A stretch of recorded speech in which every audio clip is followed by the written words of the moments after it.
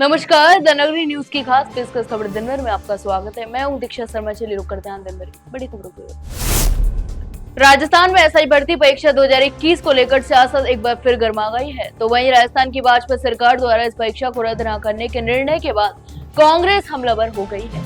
तो वहीं पीसीसी अध्यक्ष गोविंद सिंह डोटासरा ने सरकार और खास तौर पर कैबिनेट मंत्री किरोड़ीलाल मीणा पर निशाना साधते हुए कहा कि इस निर्णय से यह साफ हो गया है कि भाजपा सरकार युवाओं के साथ छल कर रही है और उनकी भावनाओं से भी खेल रही है। इसके अलावा डोटासरा ने कहा कि सत्य और असत्य के बीच की रेखा धुंधली नहीं बल्कि स्पष्ट होनी चाहिए। इसके अलावा उन्होंने आरोप लगाया कि किरोड़ीलाल मीणा द्वारा चुनाव से पहले जो माहौल बना गया, वहीं युवाओं को जो आश्वासन दिए गए, अब वही सरकार अपने ही वादों से पीछे हट रही है। यह भाजपा की कथनी और करनी में फर्क को दर्शाता है। इसके अलावा कांग्रेस नेता ने कहा कि सरकार अब इस भर्ती परीक्षा को रद्द न करके युवाओं को धोखा दे रही है। तो वहीं गोविंद सिंह डोटासरा ने भाजपा सरकार और कृषि मंत्री किरोड़ीलाल मीणा से सीधे सवाल पूछे। राजस्थान की 247 कृषि उपज मंडियों में मंगलवार से एक बार फिर व्यापारिक गतिविधियां सुचारू रूप से शुरू हो गई हैं। यह फैसला राजस्थान खाद्य पदार्थ व्यापार संघ के नेतृत्व में चल रहे आंदोलन की समाप्ति के बाद लिया गया। तो वहीं आंदोलन का कारण राज्य सरकार द्वारा 1 जुलाई से मंडियों में व्यापार पर लागू की गई 1% कृषक कल्याण फीस थी, जिसके विरोध में व्यापारी ने 2 जुलाई से मंडियों के कामकाज बंद कर दिया था। इसके अलावा आंदोलन में तेल मिलों, दाल मिलों, आटा मिलों और मसाला उद्योगों सहित विभिन्न व्यापारिक संगठनों ने सक्रिय भागीदारी निभाई है। तो वहीं व्यापारियों की मुख्य मांग थी कि सरकार कृषक कल्याण फीस को कम करे ताकि व्यापार कर अतिरिक्त भार न पड़े और किसानों को भी असुविधा का सामना न करना पड़े। तो वहीं मुख्यमंत्री विजयलाल शर्मा ने व्यापारियों को आश्वासन करते हुए घोषणा की कि राज्य सरकार कृषक कल्याण फीस को 1% से घटाकर 50 पैसे प्रति सैकड़ा कर रही है। तो वहीं सरकार के सकारात्मक निर्णय के बाद राजस्थान खाद्य पदार्थ व्यापार संघ सहित अन्य संगठनों ने आंदोलन समाप्त करने की घोषणा कर दी है। राजस्थान के उप मुख्यमंत्री दिया कुमारी ने बरसात के मौसम को देखते हुए प्रदेश की सड़कों की स्थिति को लेकर अधिकारियों को सख्त निर्देश दिए। इसके अलावा उन्होंने कहा कि बारिश के कारण यदि सड़कें क्षतिग्रस्त होती हैं तो उन्हें तत्काल ठीक किया जाए ताकि आमजन को आवागमन में कोई असुविधा न हो। तो वहीं बुधवार को शासन सचिवालय में जोधपुर जोन, पिठम और बांसवाड़ा जोन की सड़क परियोजनाओं की प्रगति को लेकर हुई समीक्षा बैठक में उप मुख्यमंत्री ने निर्देश दिए कि बैठक में जोधपुर, पाली, सरोई, जालौर, फलौदी, बांसवाड़ा, डूंगरपुर और प्रतापगढ़ जिलों की परियोजनाओं की माइक्रो लेवल पर समीक्षा की गई। तो वहीं दिया कुमारी ने अटल पथ जैसी ग्रामीण सड़कों के साथ नालियों का निर्माण अनिवार्य करने को कहा, जिससे बरसाती पानी की निकासी सुनिश्चित हो सके और उन्होंने सड़क किनारे झाड़ियों की सफाई और बर्म रिपेयर पर भी जोर दिया। तो राजस्थान में बिजली कनेक्शन काटे जाने को लेकर राज्य की सियासत एक बार फिर गर्मा गई है। इस बार मामला राष्ट्रीय लोकतांत्रिक पार्टी के प्रमुख और नागौर से सांसद हनुमान बेनीवाल से जुड़ा है। तो वहीं उन्होंने मुख्यमंत्री विजयलाल शर्मा और कुछ अधिकारियों पर गंभीर आरोप लगाते हुए कहा कि उन्हें बदनाम करने की साजिश के तहत उनके घर का बिजली कनेक्शन काटा गया है।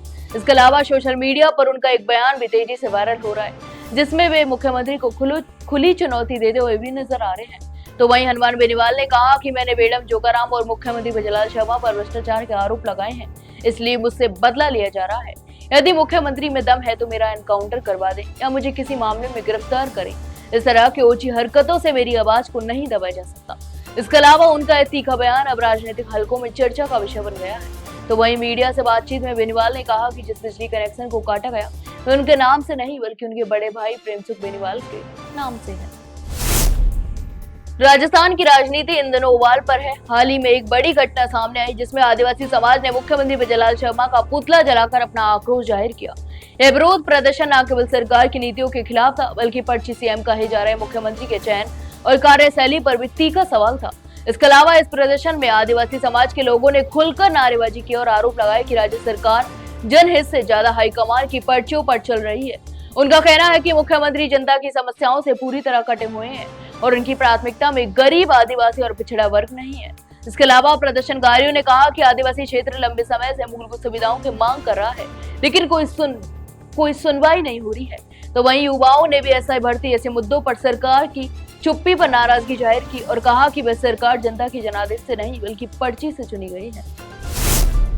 राजस्थान की राजधानी जयपुर में स्थित शहीद स्मारक पर एक बार फिर छात्रों के आक्रोश का गवाह बन रहा है। इतना ही नहीं, एसआई भर्ती परीक्षा 2021 में कथित घोटाले को लेकर युवाओं का विरोध प्रदर्शन लगातार तेज होता जा रहा है। वहीं रविवार को प्रदर्शनकारियों ने सरकार के खिलाफ अर्धनग्न प्रदर्शन कर अपना गुस्सा भी जाहिर किया। इसके अलावा युवाओं की 2 प्रमुख मांगे हैं, एसआई भर्ती को रद्द किया जाए और राजस्थान लोक सेवा आयोग यानी आरपीएससी को भंग किया जाए। तो वहीं प्रदर्शन कर रहे युवाओं का आरोप है कि इस भर्ती प्रक्रिया में भारी अनियमितता और धांधली हुई है। इसके अलावा छात्रों का कहना है कि पेपर लीक, भाई भतीजावाद और राजनीतिक हस्तक्षेप ने पूरे चयन तंत्र की विश्वसनीयता को खत्म कर दिया है। इतना ही नहीं, छात्रों का यह भी कहना है कि राजस्थान सरकार अब सत्ता में आने के बाद अपने ही वादों से मुकर रही है और भर्ती को रद्द न करके उन लाखों उम्मीदवारों के साथ भी अन्याय कर रही है जिन्होंने ईमानदारी से मेहनत की। इसके अलावा प्रदर्शन में शामिल युवाओं ने अर्धनग्न होकर एसआई भर्ती परीक्षा 2021 को रद्द करने और आरपीएससी भंग करो, भ्रष्टाचार मुक्त भर्ती दो जैसे नारों के साथ सड़कों पर मार्च किया। राजस्थान के टोंक जिले के दूनी थाना क्षेत्र स्थित राजमहल गांव में बजरी माफियाओं के खिलाफ ग्रामीणों का आक्रोश रविवार को खुलकर सामने आ गया। तो वही घटना उस समय भड़की जब एक तेज रफ्तार बजरी से भरे ट्रैक्टर ट्रॉली ने एक युवक को कुचल दिया, जिससे उनकी मौके पर ही मौत हो गई। इसके अलावा मृतक के परिजनों और ग्रामीणों ने 14 घंटे तक सबको सड़क किनारे रखकर धरना प्रदर्शन किया और जमकर विरोध जताया। इसके अलावा ग्रामीणों का गुस्सा इस कदर फूटा कि उन्होंने मौके पर पहुंचे पुलिसकर्मियों को दौड़ा दौड़ा कर पीटा। वायरल हुई वीडियो में साफ देखा जा सकता है कि महिला, पुरुष और युवक पुलिस जवानों से उलझते हुए दिख रहे हैं। इसके अलावा किसी ने पुलिसकर्मी के बाल खींचे, किसी ने थप्पड़ मारा तो किसी ने दौड़ा दौड़ा कर डराया। इस दौरान 2 पुलिसकर्मी ग्रामीणों के हत्थे चढ़ गए। अजमेर जिले के बाबर कस्बे में स्थित राजकीय उच्च माध्यमिक विद्यालय नंदरी महेंद्रतान में चोरों ने एक बार फिर से वारदात को अंजाम देकर विद्यालय प्रबंधन को चिंता में डाल दिया है।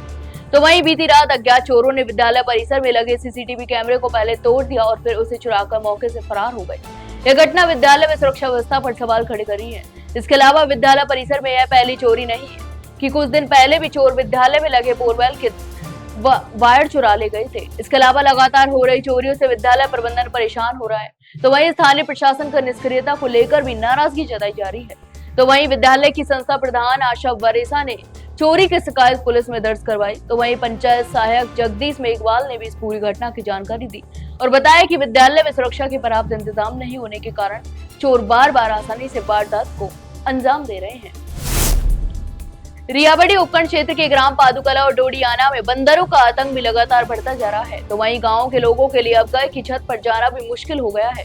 इतना ही नहीं, सोमवार को ग्राम पादुकला में एक युवक पर बंदरों ने अचानक हमला कर दिया, जिससे वह गंभीर रूप से घायल हो गया। तो वहीं घायल युवक ने बताया कि वह उस छत पर कपड़े सुखाने गया था, तभी बंदरों ने उस पर झपट्टा मार दिया। अब स्थिति यह हो गई कि लोग छत या घर के आंगन में जाने से भी डरने लगे हैं। इसके अलावा ग्रामीणों का कहना है कि बंदरों का आतंक कोई नई बात नहीं है। तो वहीं बीते कुछ महीनों में कई बार बच्चे, महिलाएं और बुजुर्ग भी इन जानवरों के हमले का शिकार हो चुके हैं। तो वही बंदर न केवल लोगों पर हमला करते हैं, बल्कि घरों में घुसकर खाने पीने का सामान भी ले जाते हैं और कई बार घर की चीजों को नुकसान भी पहुंचाते हैं। इस कारण गांव में भय और असुरक्षा का माहौल बना हुआ है। अजमेर शहर में सामाजिक सेवा के क्षेत्र में अग्रणी श्रीमद् भागवत प्रभात फेरी परिवार द्वारा एक और पुण्य कार्य करते हुए कन्यादान कार्यक्रम का आयोजन किया गया। यह कार्यक्रम प्रभात फेरी के संयोजक संजय घिया के सानिध्य में महादेव जी के छतरी स्थित रघुनाथ जी के बड़े मंदिर में संपन्न हुआ। इसके अलावा इस अवसर पर विवाह योग्य एक चयनित कन्या का मायरा कार्यक्रम धूमधाम और पारंपरिक रीति रिवाजों के साथ संपन्न किया गया।